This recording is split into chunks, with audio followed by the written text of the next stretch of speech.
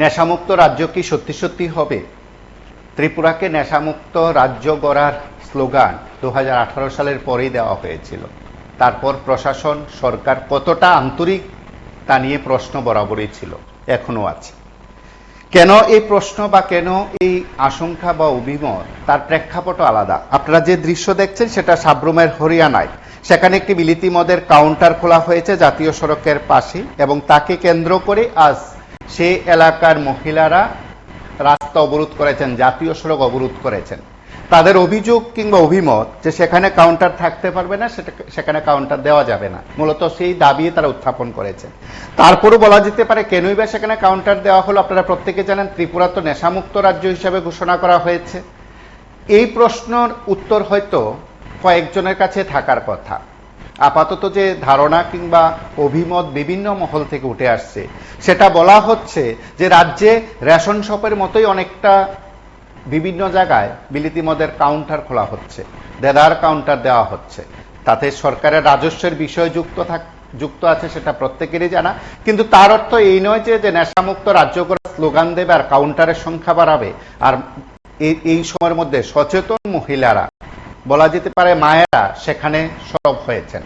তারা সেই কাউন্টার বন্ধের দাবিতে আজ সকাল থেকে সেখানে অবরোধ কর্মসূচি সংগঠিত করেছেন। আনুমানিক 7:30 নাগাদ হরিণা উপস্বাস্থ্য কেন্দ্র সংলগ্ন এলাকায় সাব্রুম আগরতলা জাতীয় সড়ক তারা অবরোধ করে বসেন। সেখানে দীর্ঘ সময় অবরোধ চলে। থাই ব্যাংক যাওয়ার পথে পশ্চিম হরিণা এলাকায় যে ফরেন লিকারের দোকান দেওয়া হয়েছিল, মদের কাউন্টার খোলা হয়েছিল, তা বন্ধ করার দাবি তারা করেছেন। এবং বলা যেতে পারে এলাকার মানুষ তাতে ক্ষুব্ধ হয়েছেন স্বাভাবিক কারণে। কারণ তারা মনে করেন বা তাদের দাবি সেটা বাস্তব, যে এই সময়ের মধ্যে যুব সমাজ, ছাত্র সমাজ, এলাকার বিভিন্ন জন তাতে প্রভাবিত হবেন, তারা নানাভাবে তার শিকার হবেন। সেদিক থেকে এই এলাকার মানুষের হয়ে, এই এলাকার মানুষ সেখানে তাদের সমাজকে, তাদের এলাকাকে রক্ষা করার জন্য সর্বোপরি রাজ্য সরকারের ঘোষণা মোতাবেক নেশামুক্ত রাজ্যের স্লোগানকে বাস্তবায়িত করতে তারা জাতীয় সড়ক অবরোধ করেছেন। তাদের কি বক্তব্য, অবরোধ স্থল থেকে কি কথা তারা উত্থাপন করেছেন, এবং সেই আন্দোলনের দৃশ্য আমরা একবার সরাসরি দেখি।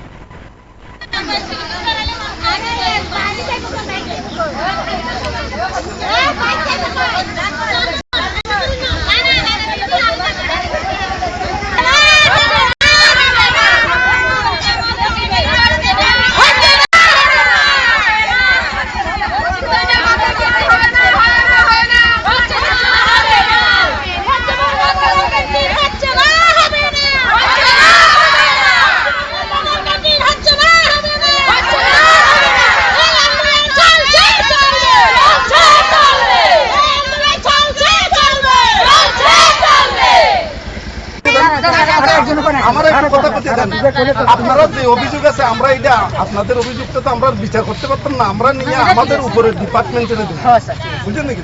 আপনাদের যে অভাব অভিযোগ আছে, এটা মানুষের অভাব অভিযোগ থাকতেই পারে। আপনারা, আমরা সবাই তো স্বাধীন দেশের স্বাধীন নাগরিক, ঠিক আছে না? আপনারা যে কোনো ব্যাপারে কথা কইতেই পারে, যে কোনো ব্যাপারে অধিকার আদায় আন্দোলন করতেই পারেন, এটা আপনাদের রাইটস আছে, ঠিক আছে? তো ব্যাপারটা হয়েছে যে আপনাদেরকে যারাই হঠাৎ ডুবাই দিচ্ছে, আপনারা যারাই কইছে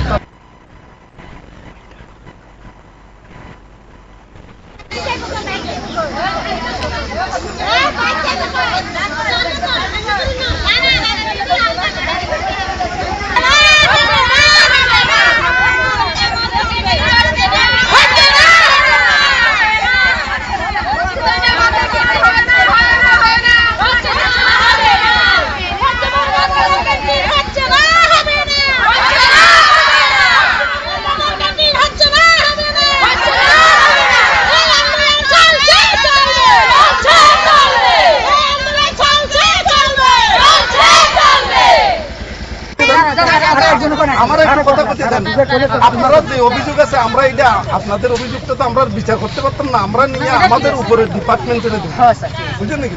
আপনাদের যে অভাব অভিযোগ আছে, এটা মানুষের অভাব অভিযোগ থাকতেই পারে। আপনারা, আমরা সবাই তো স্বাধীন দেশের স্বাধীন নাগরিক, ঠিক আছে না? আপনারা যে কোনো ব্যাপারে কথা কইতেই পারে, যে কোনো ব্যাপারে অধিকার আদায় আন্দোলন করতেই পারেন, এটা আপনাদের রাইটস আছে, ঠিক আছে?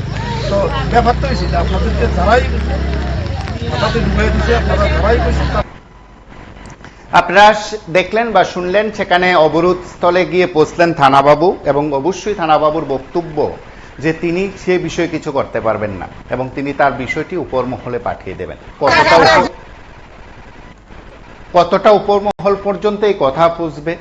আবার কেউ কেউ প্রশ্ন তুলবেন, উপর মহলের নির্দেশে এবং সিদ্ধান্তে সেখানে কাউন্টার খোলা হচ্ছে, শুধু সেখানে কেন, গোটা রাজ্যে যেন রেশন শপের মতন কাউন্টার খোলার প্রতিযোগিতা শুরু হয়েছে। কে কতটা খুলতে পারেন, কোন অর্থ বছরে কতটা সেখানে কাউন্টার খোলা হবে, তার যেন সংখ্যাধিক্য, সেটাই হচ্ছে প্রতিযোগিতা। যেখানে নেশামুক্ত রাজ্য গড়ার স্লোগান, সেখানে এই কাউন্টার খোলার সঙ্গে কি সম্পর্ক নেই? তার সঙ্গে যদি রাজস্বের হিসাব থাকে, তাহলে দেশের অন্যান্য রাজ্য যেখানে রয়েছে সেখানে কিন্তু নেশামুক্ত রাজ্য শুধু স্লোগান নয়, তারা প্রকৃত অর্থেই তা ঘোষণা করে দিয়েছেন। তাহলে সম্পূর্ণ নেশা সামগ্রীকে রাজ্যে কেন নিষিদ্ধ করা হয় না? বাম আমলে একটি বিষয়ে সেখানে গুরুত্ব দেওয়া হয়েছিল, একটি আইটেমসের উপর সেখানে নিষেধাজ্ঞা জারি করা হয়েছে, এখনো তা বহাল আছে।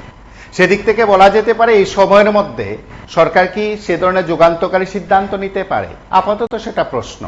আজ মহিলারা রাস্তায় নেমে অন্তত তারা সেই বিষয়টি বুঝিয়ে দিয়েছেন, শুধু মুখে স্লোগান নয়, নেশামুক্ত শুধু মুখে স্লোগান নয়, বাস্তবে করে দেখাতে হবে।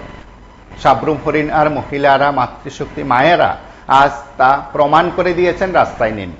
তারা বৃহত্তর আন্দোলনের হুমকি দিয়েছেন। কেউ কেউ বলবেন যে তার পেছনে একটা আলাদা কারণ থাকতে পারে, কেউ কেউ বলবেন উস্কানি দেওয়া হচ্ছে, কেউ বলবে ইন্ধন যোগানো হচ্ছে, কেউ বা এক পক্ষে হয়ে অপর পক্ষের সমালোচনা করবেন। সেদিকে না হোক, সেই এলাকার মানুষ স্থানীয়ভাবে তার মূল্যায়ন করবেন, পর্যালোচনা করবেন।